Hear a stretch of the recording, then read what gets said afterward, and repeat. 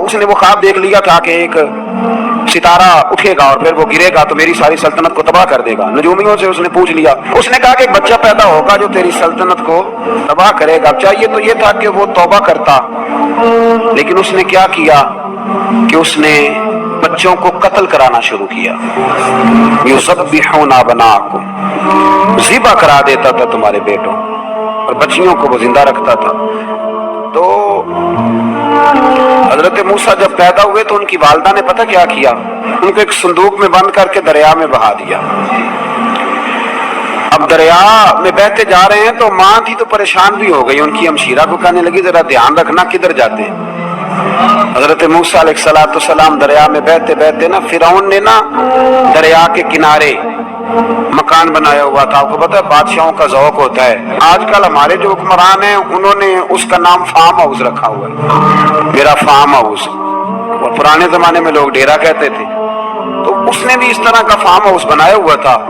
वहां पे हजरत मूसा अलैहिस्सलाम तैरते हुए ताबूत के अंदर, संदूक के अंदर जा रहे हैं। फिरौन और उनकी बीवी हजरत आसिया बे औलाद थी, बड़ी तड़प थी बेटे की, वो भी वहां खड़ी थी। संदूक तैरता हुआ आया तो फिरौन ने कहा कि जाओ पकड़ के लाओ, देखो क्या है। जब वो लेके आए ना तो आपकी हमशीरा जो निगरानी कर रही थी परेशान हो गई कि ये तो उसके हाथ लग गए, ये तो अब मार डालेगा। लेकिन जब खूबसूरत और चमकता हुआ बच्चा देखा तो बीबी आसिया कहने लगी ये बनी इसराइल का है ही नहीं, ये तो पता नहीं कहां से बहता हुआ यहाँ आ गया है, तू ऐसे ही छोड़, ये पता नहीं कहां से, रख ना ले, रख ना ले। तो हजरत मूसा अलैहिस्सलाम वो कहने लगा नहीं उन्हीं के हैं, मूसा अलैहिस्सलाम उसी के हैं। तो आसिया कहने लगी तेरे तो सर पे ना बस भूत ही सवार हो गया, हर वक्त वही लोग तुझे याद रहते, ये पता नहीं कहां से बह के आया। अब रख लिया, मान गया फिरौन। आप फिरौन के घर में जो इसलिए बच्चे मरवा रहा था कि मेरी सल्तनत हजरत मूसा पैदा ना हो जाए, तो उसी के घर में परवरिश पाने लगे, उसी के घर में। अब औरतें मंगाई गई दूध पिलाने के लिए, तो हजरत मूसा अलैहिस्सलाम किसी बीबी का दूध नहीं पीते, तो आपकी हमशीरा ना वहीं दाएं बाएं घूमती रहती।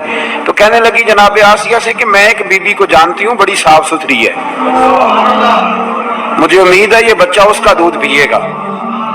तो फिरौन कहने लगा दौड़ के ला। तो अपनी वालिदा को लेके आई तो हजरत मूसा ने फौरन दूध पीना शुरू कर दिया। फिरौन को फिर थोड़ा शक हुआ। एक रवायत यूं भी लिखी है बाद लोगों ने कि फिरौन एक दिन उठाया हुआ था हजरत मूसा की, अभी थोड़ी सी उम्र थी, तो आपने उसकी दाढ़ी पकड़ के तो एक घूंसा दे मारा, जलाली तो शुरू से है ना।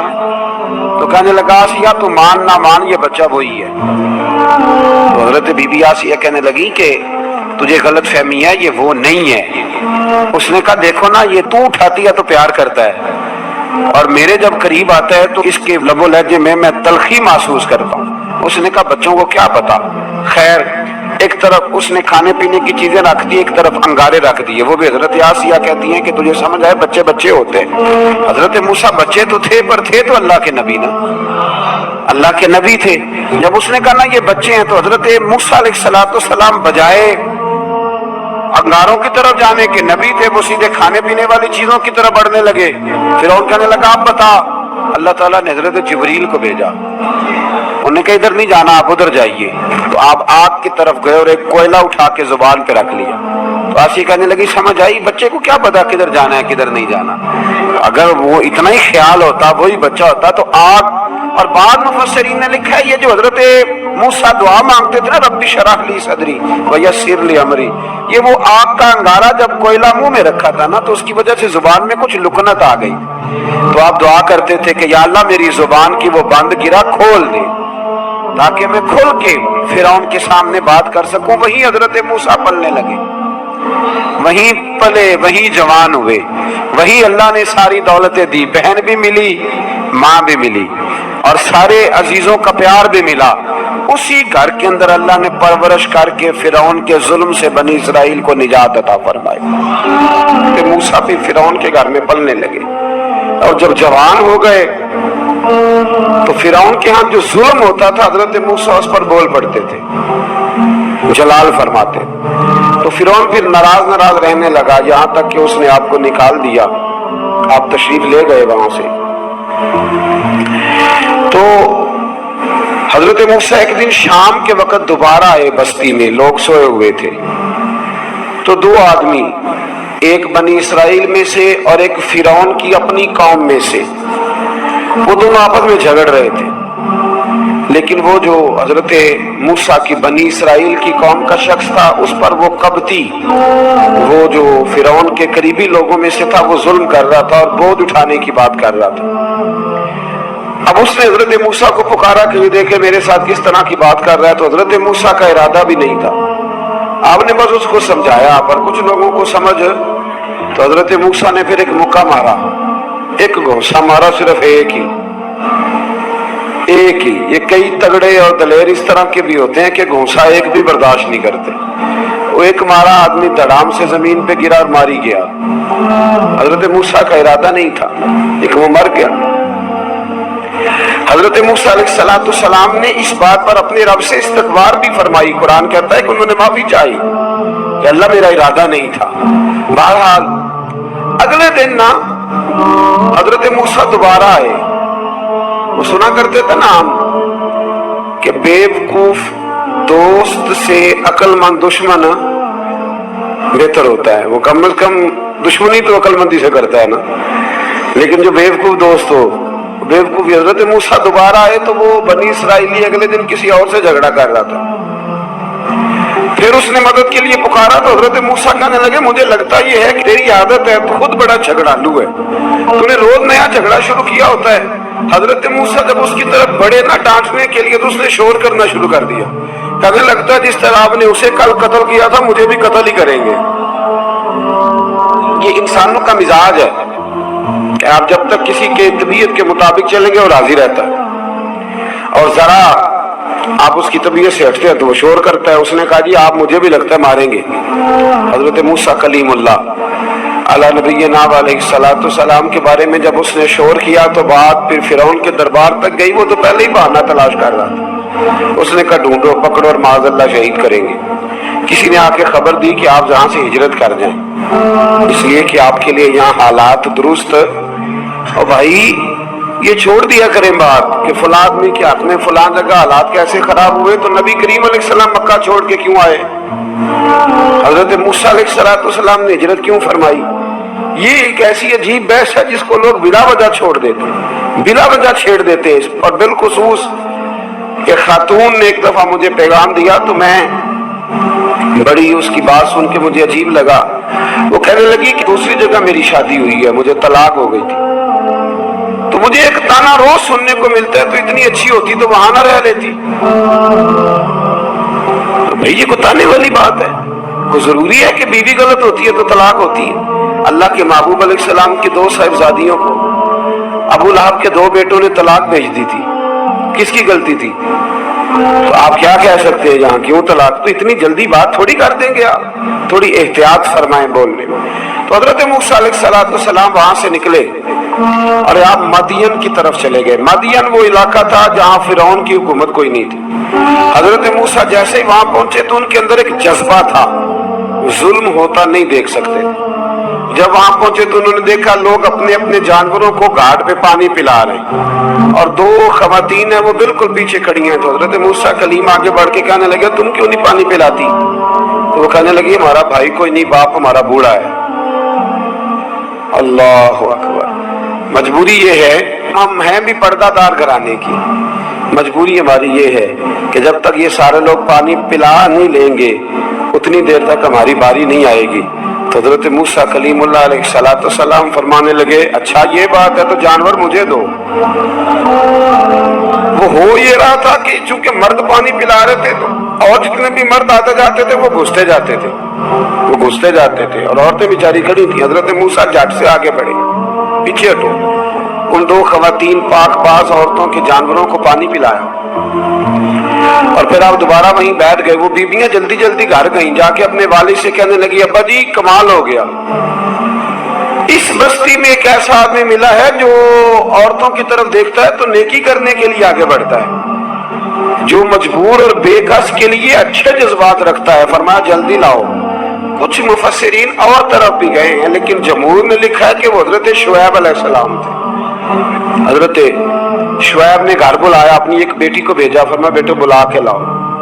वो जब घर आए तो आप फरमाने लगे आप मेरे साथ उजरत तय कर ले, 8 साल या 10 साल आप मेरी बकरियों को चराएं, मेरे घर में रहें। और फिर फौरन ही फरमाने लगे अगर आप हमारे घर में रहेंगे, देखभाल करेंगे, तो मैं अपनी एक बेटी का निकाह भी आपके साथ कर दूंगा। तो 8 से 10 साल हजरत मूसा ने वहां क़याम फरमाया। और फिर जब आपका निकाह हो गया तो आप अपनी बीवी को लेकर मिस्र की जानिब जा रहे थे, तो रास्ते में ना ठंड ज्यादा हो गई, तो अपनी जोजा से कहने लगे वहां आग जल रही है, मैं तेरे लिए आग लेके आता हूं ताकि तू ताप सके, गर्मी हासिल कर सके। वहां गए तो दरख्त से आवाज आई, मूसा मैं तेरा रब हूं। दरख्त से आवाज आई, मूसा मैं तेरा रब हूं। और हजरत मूसा कलीमुल्लाह को वहां वही आनी शुरू, वहां वही अल्लाह ताला ने उन्हें वो असा अता फरमाया जो फिर बाद में अज़दहा बनता था। रब करीम ने वही हजरत मूसा कलीम को वही यदे बैज़ा अता फरमाया। अपना हाथ गिरेबान में डाल के निकालते थे तो चांद और सूरज की तरह रोशनी दिया करता।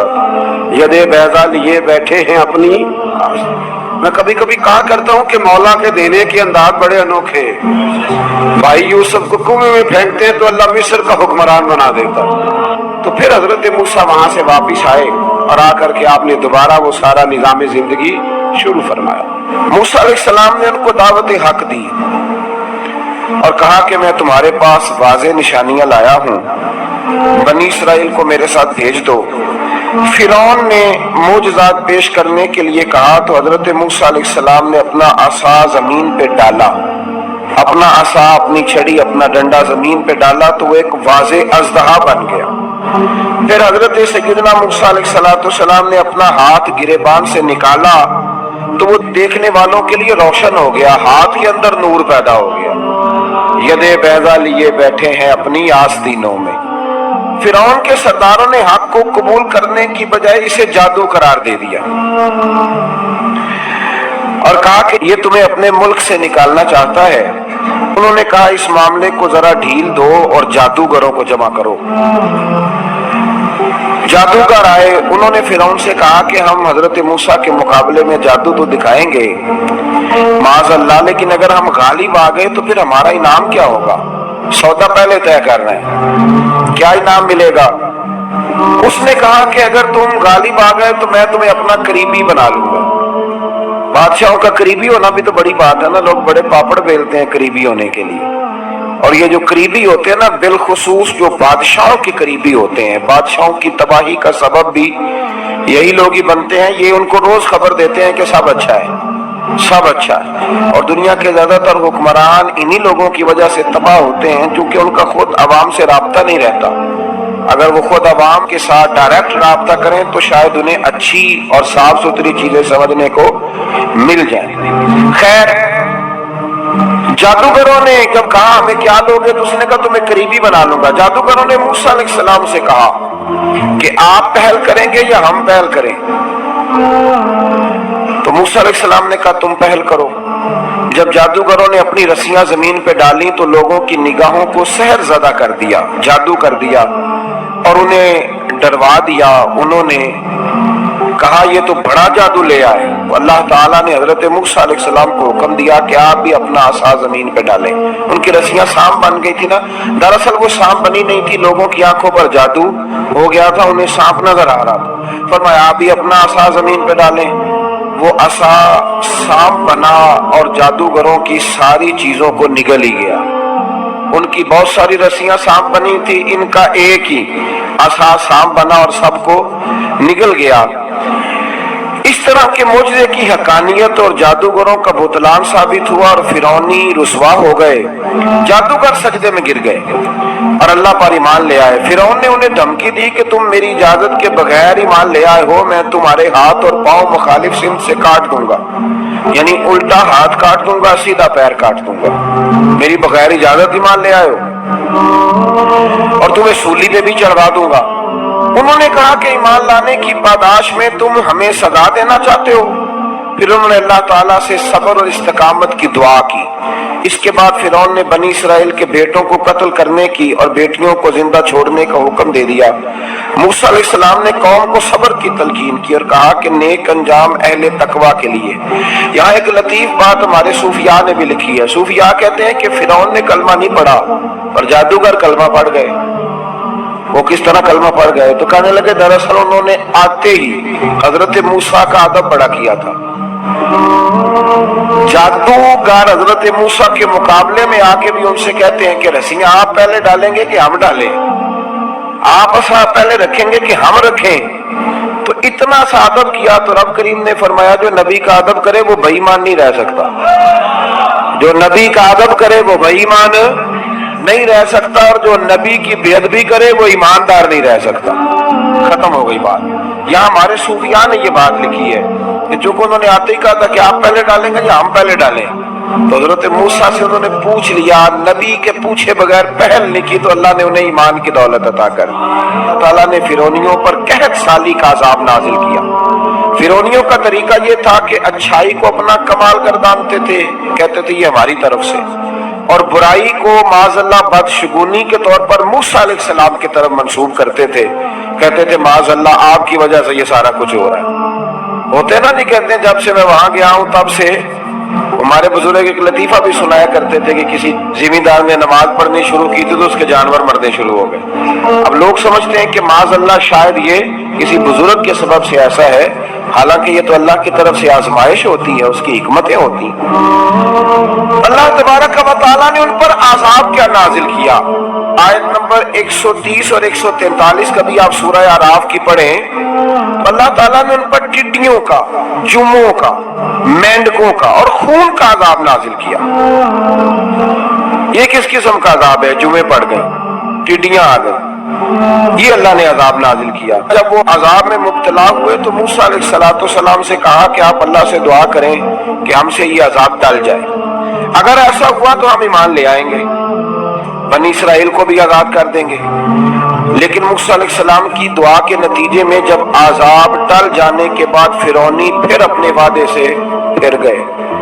बनु कुरैज़ा वालों ने भी कई दफा हुजूर से वादे किए पर अपने वादों पर कायम। एक बात आपसे यहाँ रोक के अर्ज कर दूं, हम भी कई दफा कहते हैं जरा ब्रेक कभी गाड़ी की नहीं ना लगती तो हम इरादा करते हैं कि आज से ही नमाज शुरू कर देनी। जरा तबीयत ज्यादा लील होती है तो इरादा करते हैं ना कि भाई आज के बाद हमने नेक, फिर क्या होता है शिफा हो गई तो छुट्टी हो गई। ये तरीका दुरुस्त नहीं, ये तो कुफार का तरीका बयान किया ना कुरान पाक ने। यहाँ फरमाया जब अल्लाह तबारक व तआला ने उन्हें निजात दे दी तो अपने वादे से मुकर गए। तो फिर अल्लाह तबारक व तआला ने बनी इसराइल को समुंदर पार करके ऐसी कौम के पास पहुंचा दिया जो बुतों की परस्तिश करती थी। वो तो बच गए लेकिन फिरौनी सारे दरिया के अंदर गर्क हो गए। हजरत मूसा अलैहिस्सलाम से कहने लगे कि हमारे लिए भी ये खुदा बना दीजिए। हजरत मूसा अलैहिस्सलाम ने फरमाया बुत परस्ती करने वाले जाहिल है। ये बुत परस्त कौम के पास जब गए ना बनी इसराइल वाले, बुत पूछते हुए देखा तो कहने लगे हमारे लिए भी सामने बना के रख दो। फरमाया ये तो जाहिल है, तुम इन्हें देख के असर कबूल कर रहे हो और अपनी जाहिलियत के बायस ये हलाक होने वाले भी हैं। फिर अल्लाह ताला ने बनी इसराइल पर अपनी नेमतों का जिक्र फरमाया और मूसा अलैहिस्सलाम ने अपनी कौम में हारून अलैहिस्सलाम को अपना जानशीन फरमाया और कोहे तूर पर तशरीफ ले गए। अल्लाह ने फरमाया वहां आ जाए, मैं आपको तौरात अता करता हूँ। 40 दिन का ये अरसा था। मूसा अलैहिस्सलाम ने वहां पे जाके, वो सारा वाकया भी इन्हीं आयात में है कि हजरत मूसा ने अर्ज किया था कि रब्बे अरिनी, या अल्लाह मैं तुझे देखना चाहता हूँ। तो फरमाया लन तरानी, तू नहीं देख सकता। वो भी यहाँ अल्लाह ने जिक्र फरमाया। फिर अल्लाह ताला ने अपनी एक तजल्ली जब कोहे तूर पे डाली तो हजरत मूसा अलैहिस्सलाम ताब ना ला सके और बेहोश हो गए और पहाड़ भी रेजा रेजा हो गया। उसका जिक्र भी अल्लाह ने इन्हीं आयात में फरमाया। आयत नंबर 144 से 155 तक हजरत मूसा अलैहिस्सलाम को रिसालत अता करने, कलीमुल्लाह का मनसब अता करने, तौरात अता करने का जिक्र है। आगे चल के बताया कि जो मुतकब्बिर लोग हैं ना वो आयात से मुंह फेरते हैं। اور جو لوگ اللہ کی آیات اور قیامت کو جھٹلاتے ہیں ان کے اعمال باطل ہیں۔ پھر موسیٰ علیہ السلام کے کوہ طور پر قیام کے عرصے میں بنی اسرائیل کے زیورات سے بچڑا بنا کر اسے معبود بنانے کا ذکر ہے۔ ان میں ایک جادوگر تھا سامری، سنا ہے سلالہ میں اس کی قبر ہے۔ حضرت موسیٰ کوہ طور پہ چلے گئے تو اس نے پیچھے سے سونے کا ایک بچڑا بنا لیا، اس میں سونے کی تاریں اس کے منہ میں لگائیں، آواز چلتی تھی تو بجتی تھی۔ اتنے کمزور عقیدے کی یہ قوم تھی کہ انہوں نے فٹافٹ ماننا شروع کر لی، فٹافٹ ماننا، کہنے لگے یہ ٹھیک ہے۔ چنانچہ موسیٰ علیہ السلام جب واپس آئے تو قوم پر غصے اور افسوس کا اظہار فرمایا اور کہا میرے پیچھے تم نے ایسا برا کام کیا ہے۔ انہوں نے تورات کی تختیاں بھی زمین پہ ڈالی اور اپنے بھائی ہارون علیہ السلام کا سر پکڑ کے اس سے جواب طلبی کی۔ انہوں نے کہا اے میرے ماں جائے، بڑے خوبصورت لفظ ہے قرآن پاک، اے میرے ماں جائے، اے میرے بھائی، قوم نے مجھے بے بس کر دیا اور قریب تھا کہ یہ مجھے قتل بھی کر دیتے۔ اب آپ مجھ پر سختی کر کے دشمنوں کو ہنسنے کا موقع نہ دیں، کبھی بھی دشمنوں کو اپنے اوپر ہنسنے کا موقع نہ دینا چاہیے۔ پھر آیت نمبر 151 میں موسیٰ علیہ السلام کی دعا اور کلمات استغفار کا ذکر ہے۔ آگے چل کے بتایا کہ غصہ ٹھنڈا ہونے پر موسیٰ علیہ السلام نے تورات کی تختیوں کو اٹھایا جن کی تحریر میں اللہ سے ڈرنے والوں کے لیے ہدایت اور رحمت کی بشارت تھی۔ آیت نمبر 156 سے لے کر 158 تک میں موسیٰ علیہ السلام کی دعا کا ذکر ہے جس میں انہوں نے اپنی قوم کے لیے اللہ تعالیٰ سے دنیا اور آخرت کی بھلائی مانگی۔ اللہ تعالیٰ نے فرمایا یہ کامل نعمت میں ان لوگوں کو عطا کروں گا جو ایمان کے ساتھ تقوی بھی اختیار کریں گے، یہ انہیں ملے گی نعمت، اور پھر وہ زکوٰۃ دیں گے۔